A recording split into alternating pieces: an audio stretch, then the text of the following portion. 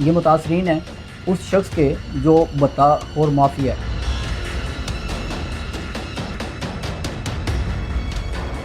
पैसे दे भाई, यही मैंने क्या करना, पैसे दे, नहीं तो मैं तेरे मुंडे को मार देना है। वाले साहब से गालम गलोच।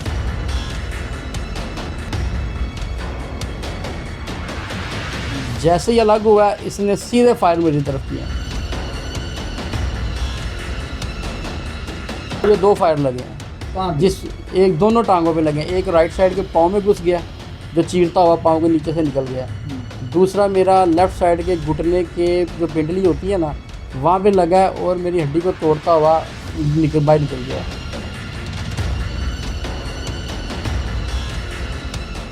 सामने क्लासी मैं हूं कदीर खान। इस वक्त मैं शाहबाग के इलाके में मौजूद हूं और ये जो मेरे साथ फैमिली मौजूद है ये मुतासरीन है उस शख्स के जो बताखोर माफिया है।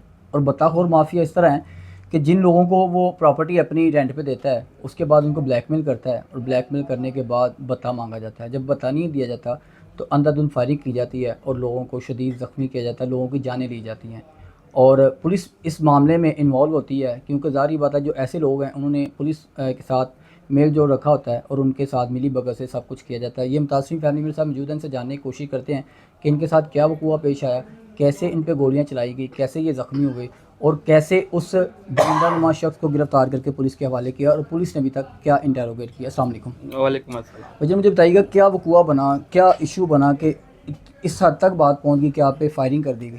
सर को 3 माह पहले मेरे बड़े भाई के साथ बड़ी ज़्यादा बदतमीज़ी की, शख्स ने गालम गलूच किया, हत्ता के खड़े होकर के इतना रह गया कि हाथापाई उतरने रह गई थी और पास में पड़ी चीज़ हेलमेट था, ज़ोर से इतनी ज़ोर से नीचे फेंका कि वो पाश पाश हो गया। मतलब इस हद तक ये हाइपर हो गया, खौफ तारी करने की कोशिश करता है। हाँ जी, जब भी आता है गन सबसे पहले टेबल पे होती है, उसके बाद बात करता है और गाली से कम ये बात नहीं करता था। हर बात पे गाली, हर बात पे गाली। और इस बात पे हम भाइयों ने कई दफ़ा उसको टोका है कि भाई आप गाली गलूच ना किया करो, आप वैसे बात करो, ठीक है। और हम इससे किरायादार थे तो किराया इसको शुक्र अल्हम्दुलिल्लाह कोई 1 माह भी ऐसा नहीं कि इसका किराया लेट हुआ हो, प्रॉपर 7 तारीख तक हम इसको किराया इसको अदा कर देते थे हम। तो बस ये वजह ये बनी कि गालम गलूच से हम बहुत ज़्यादा तंग आ गए थे। कभी किसी लेबर को थप्पड़ मार दिया, कभी किसी लेबर को गाली निकाल दी, पूरी हमारी लेबर यकीन करे तंग थी इससे। हम तो है ही है, इंटरफेयर करना बनता ही नहीं। जब आपको रेंट आउट कर दी प्रॉपर्टी तो उसका तो उसमें इंटरफेयर करना बनता ही नहीं। आपकी जो मुलाजमीन है उनके साथ उसका बात करने नहीं बनता। बस आता था मुझे ये चीज़ लाके दो, कोई इसका कहना नहीं मानता था। हम उसको कई मतलब रुकया चोई साहब अपना नाज़म हमें बताया कर, लेकिन वो अपना दबदबा उसने अपना पूरे लेबर पर रखा हुआ था और लेबर इससे जान छुड़ाती। जब ये देखते वो आ गया, कोई इधर जा रहा है, कोई इधर जा रहा है, तो हम खुद बड़े परेशान हुए थे इससे। इसको बार बार समझाते थे लेकिन ये बार बार वो हरकत करता था। पे ना वो समझ ले कि वो अपने आप को फ्रॉड समझता था, सीधी सी बात है। अच्छा, तो इसी बात को कराया हमको। जब इसने मजीद बदतमीजी की, इसने कहा जी मेरा प्लाट खाली कर दो, तीन के 4 प्लाट खाली कर दो। तो हमने कहा ठीक है, हमें 3 माह का टाइम दो, हम आपका खाली कर देते हैं। 3 माह अपना अभी 1 माह भी नहीं हुआ था, कहते जी आपके पास 1 माह का टाइम। अपने से इसने अपने डेरे पे बुलाया, डेरे पे साथ में गन रखी हुई थी, ठीक है। गन रख के हमें कहता कि आपके पास 1 माह का टाइम है। आपका कॉन्ट्रैक्ट क्या हुआ था जब आपने प्रॉपर्टी इनसे रेंट पे ली है? तो आपका वहाँ पे कोई मुआहदा नहीं हुआ, कोई कॉन्ट्रैक्ट नहीं हुआ कि जब आपने खाली करवानी होगी कम से कम 2 से 3 माह पहले आप हमें नोटिस देंगे कि खाली कर दें? अगर हमने छोड़नी होगी तो हम आपको 1 माह पहले 2 माह पहले बता देंगे कि हम खाली करें। इस तरह का कॉन्ट्रैक्ट कोई नहीं आता हुआ? सर ये एक तो वैसे ही एक कानूनी तौर पर भी एक राइट है, एक दूसरा किराएदार होता है वो जब चाहे बता सकता है कि सर हम इतनी देर के लिए आपके मन में महदूद है, ठीक है। तो फिर भी हमने इससे टाइम, ये तो 3 माह का टाइम तो वैसे भी एक आम रूटीन की बात होती है। कॉन्ट्रैक्ट आपका कोई नहीं हुआ? कॉन्ट्रैक्ट बस कॉन्ट्रैक्ट नहीं भी हुआ था मेरे ख्याल से, बस बातचीत के मुतालिक हो गया ना, उसने किया जो है ना वालिद साहब कहते हैं हम तो दूसरे कामों में। हाँ बस ये वालिद साहब ने किया था, हमें इसके मुतालिक थोड़ी इन्फॉर्मेशन नहीं है। तो बहरहाल इसने खुद का मेरा प्लाट खाली कर दो। हमने 3 माह का टाइम लिया इससे, इसने थोड़े 1 दिन बाद या उससे अगले दिन कहता जी आपके पास 1 माह का टाइम है। उसके बाद मैंने डबल किराया लेना है। हमने कहा यार ये बनता नहीं है भाई, आप जिससे मर्जी आप बात कर लें। कहता जी नहीं। क्या वजह बनी कि उसने आपको ये कहा कि आप खाली कर दें? सर हम वो अपना आए दिन हमें तंग करना शुरू बड़ा ज्यादा हो गया था, तो बात बात पे लड़ता था। रोजाना खर्चा मांगना, पैसे स्टार्ट कर दिए, पैसे पकड़ लिए, पैसे दे भाई, यही मैंने क्या करना, पैसे दे, नहीं तो मैं तेरे मुंडे को मार देना है। वाले साहब से गालम गलोच। तो नहीं, रेंट के पैसे एडवांस मांगता था या नहीं इससे नहीं नहीं नहीं अलग इसके बता अलावा रेंट के अलावा Advance तो रेंट 10 तो लाख जो रुपए हम पहले देते ही से देते हैं ना करवा 7 तारीख को, 10 लाख तो हमने पहले इसको ऑलरेडी पहले भी दिया हुआ है जो एडवांस होती है पेमेंट।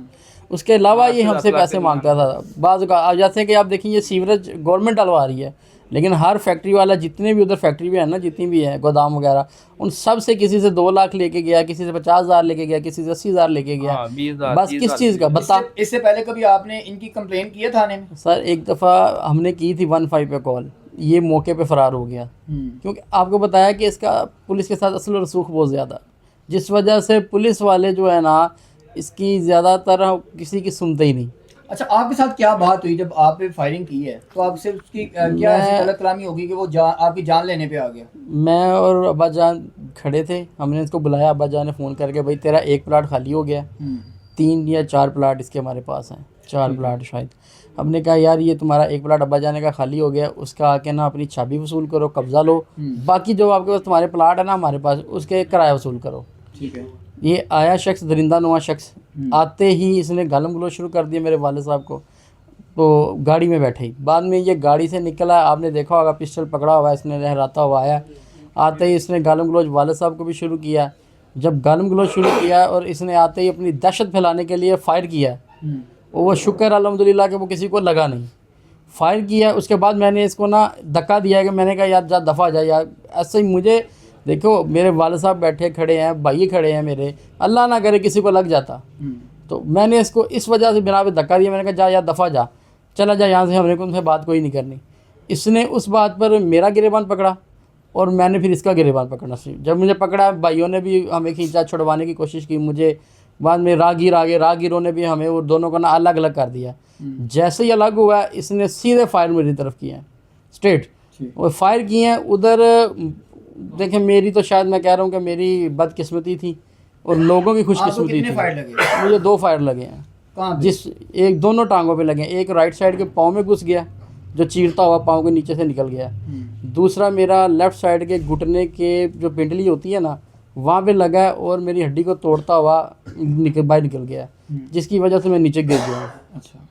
तो उस वजह फिर ये भागने लगा। जब फायर इसने कर दी, इसने सारे काफ़ी फायर किए हैं, यानी कि एक दफ़ा सारे फायर किए हैं। गोलियां खत्म होगी तो गोलियां ख़त्म हो गई, भागने की कोशिश की है। गाड़ी के दरवाजे से मेरे ये भाई तो सीफ भाई ने इसको पीछे से जफ्फी डाल के ना खींचा है, और जब खींचा है तो भाई भी गिरा है। आपकी वो जख्म वही आए हैं? हाँ ये देखिए ये भी घुटनों पे मतलब भी भाई है, भी या गिरा, वो भी गिरा, ये मुंह के बल ज़मीन पे गिरा है। उसके वो नीचे पत्थर थे, जो भी था नहीं पता वो लगा पानी या था, नहीं सारा लगा। कच्ची ज़मीन कच्ची ज़मीन थी, सारा कीचड़ था, सारे कीचड़। मेरा भी देखा होगा आपने, कीचड़ में पड़े हुए थे हम।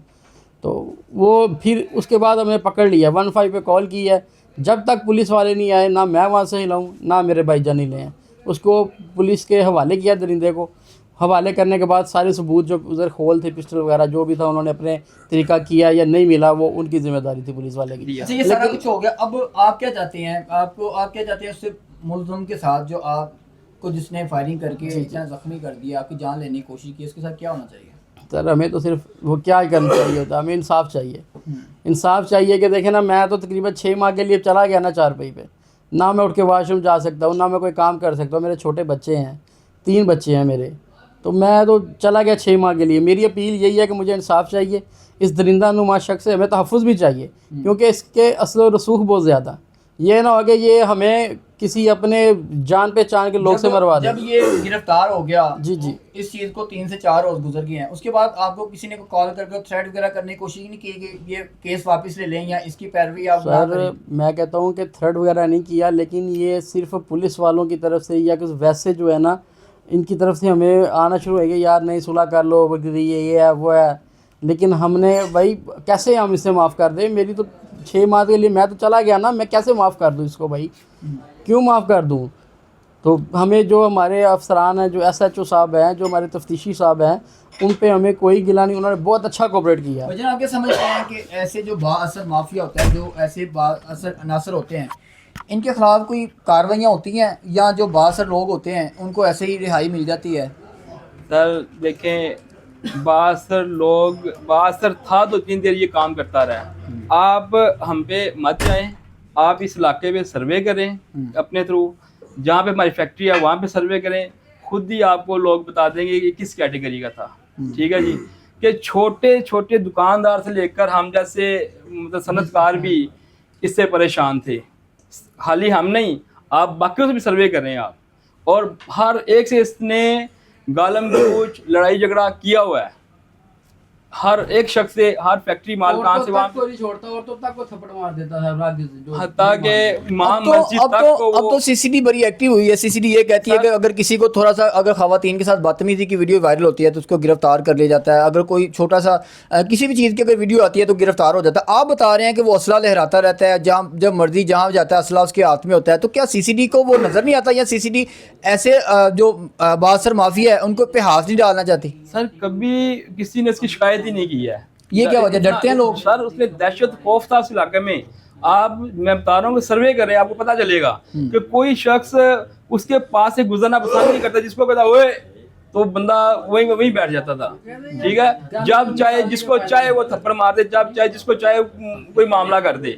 अब अगर वो बाहर आ जाता है तो हाँ जी। आपको भी फिर जान का खतरा सर ये होगा। क्यों नहीं है, बिल्कुल आपका है। क्या मुतालबा है? हमारा ये मुतालबा है वज़ीर आला मरियम पंजाब साहिबा से भी और बाकी भी इदारान से भी है कि सर हमें प्रोटेक्शन दी जाए सबसे पहले।